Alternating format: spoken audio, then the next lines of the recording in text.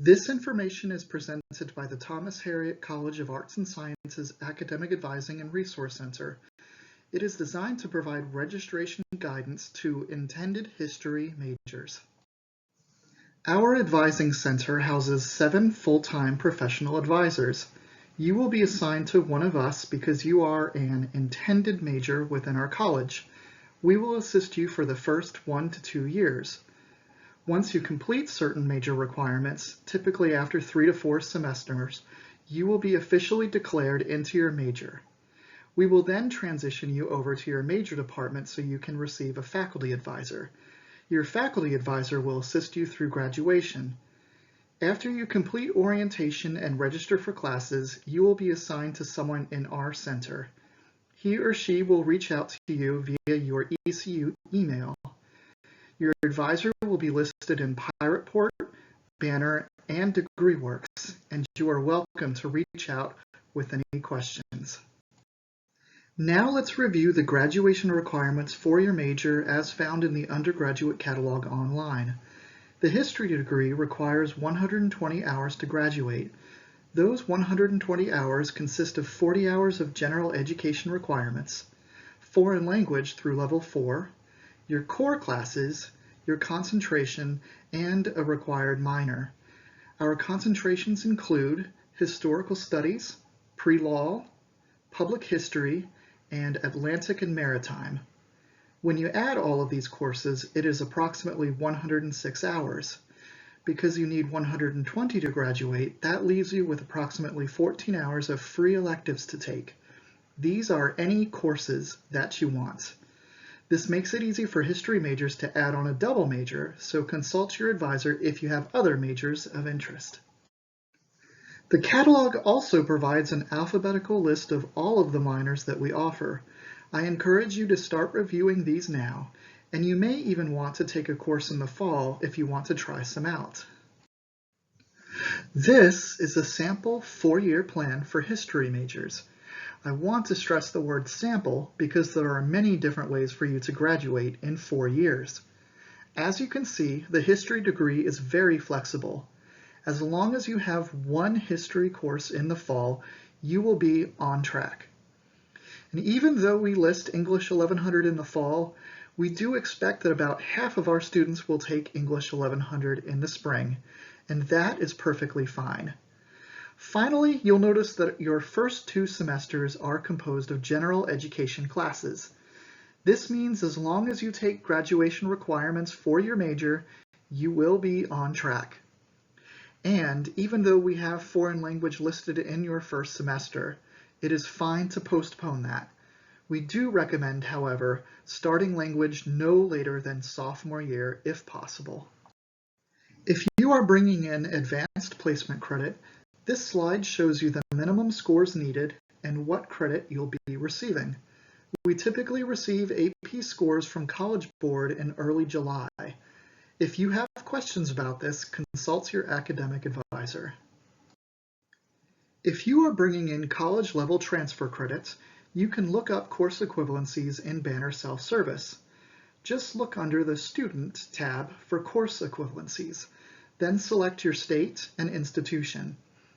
Courses listed have already been approved for transfer credits. If you see courses that transfer over as XXX, that means that while they may transfer to ECU, you may need to work with your advisor to get those reevaluated by the department to see if they will count towards your degree. Also, if you do not see a course listed, it doesn't necessarily mean that it will not transfer. It just means that, again, you may need to work with your advisor to get that course reevaluated by the department. Always consult with your advisor with questions. So, how do you know when we have processed your AP scores or college transfer credits? You should look in Banner Self-Service under the Student tab for Student Records. Then select your academic transcript.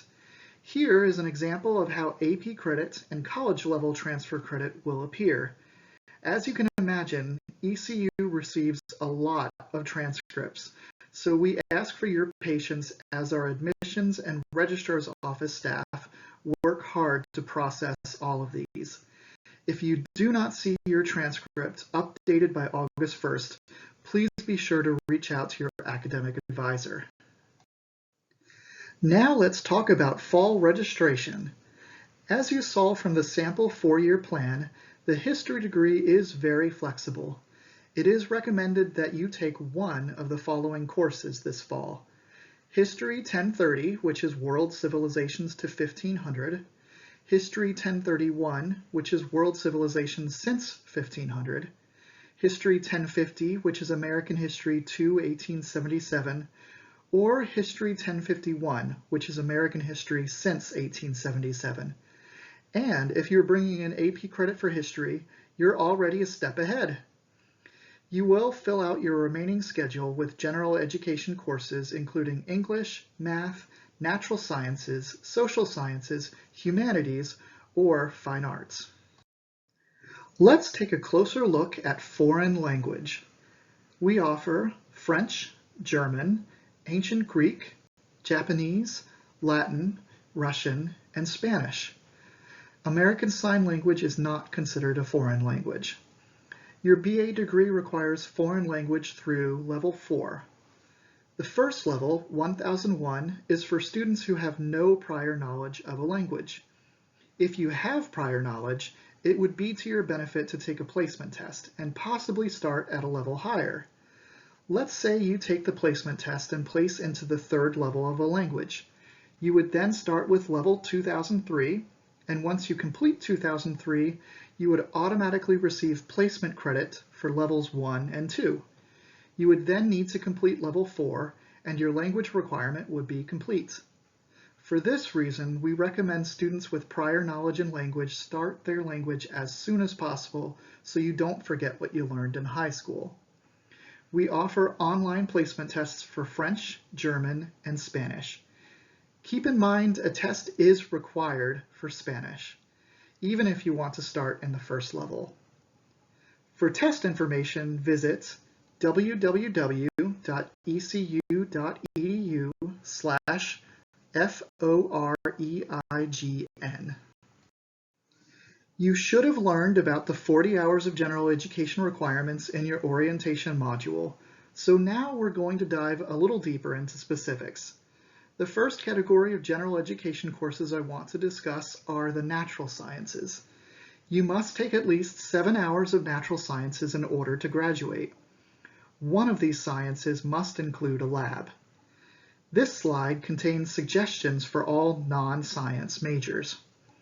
If you're interested in pursuing a health-related pre-professional program, such as pre-med, pre-dental, pre-pharmacy, etc., then you'll need to take different science courses not listed on the screen.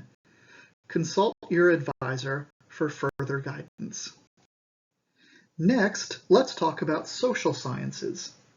You must complete at least 3 courses in the social sciences to graduate, and 2 of those must be from different disciplines or areas. As you can see, there are a lot of options for you to choose from.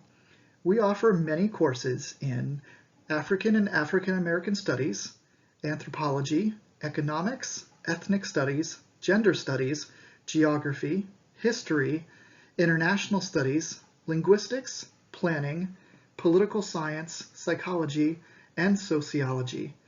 Keep in mind, not every course is offered every semester, so you'll need to check Banner Self-Service for course availability. You'll also notice some courses have GD or DD listed beside them. This means they also count for your global diversity or domestic diversity credit, which is also required for graduation. Our next categories of general education courses are humanities and fine arts. Students will need at least 1 humanities and at least 1 fine arts, plus an additional humanities or fine arts to complete this graduation requirement. Students must take 9 hours total to graduate. The humanities include courses such as English literature, classic literature, foreign literature, which is taught in English, history, religion, and philosophy. As a history major, you are required to complete 3 of the following courses: History 1030, 1031, 1050, and 1051. 2 of those will count towards the humanities. So while you don't need to take any other humanities courses, you are welcome to do so towards your free electives. The Fine Arts category includes courses such as Art Appreciation, Intro to Dance, The Enjoyment of Music, Jazz Appreciation, and Intro to Theater, just to name a few. Now that you know all of your options, it is time to register. Use your registration PIN of 082420 to register for the courses we just discussed. Remember to register for your priority courses first, and then fill in the rest. You have plenty of options. You can find step-by-step registration instructions on many websites, including PEER, the registrar's website, and our academic advising website listed on our first slide. We also have a page listing frequent problems you may encounter, so please refer to that. If you have further questions, please email your academic advisor. Now it is time for some important reminders. Don't forget to register for a minimum of 12 hours for full-time billing purposes. And keep in mind that classes that are closed now may open up later as students change majors or adjust their schedules, so keep checking Banner regularly throughout the summer. Check your ECU email daily. And be sure to explore our academic advising website for more great resources, including links to your major department's homepage. And finally, get to know your undergraduate catalog because your advisor will provide advice. But ultimately, you will be responsible for following the requirements in that catalog. Be sure to follow the virtual orientation schedule throughout the rest of the summer so you can learn all about your major and perhaps even double major opportunities. You'll also learn about the great resources available to you at ECU. Be sure to review your admissions checklist to make sure you have taken care of everything. And finally, always communicate with your academic advisor if you have questions or concerns. We are here to help. Advisors will be assigned sometime after you complete your orientation and once you register for classes. You can view your advisor's name in PiratePort, Banner, or DegreeWorks. Your advisor will review your schedule and will send you an email to your ECU email account. As you can imagine, we have a lot of incoming freshmen, so your patience is appreciated. If you have a question that you feel is urgent and you have not been assigned an advisor, please email our generic advising account, thcasadvising@ecu.edu, with your name, Banner ID, intended major, and your question, and we will assist you. Have a great rest of your summer, and above all, stay safe. We look forward to seeing you in the fall.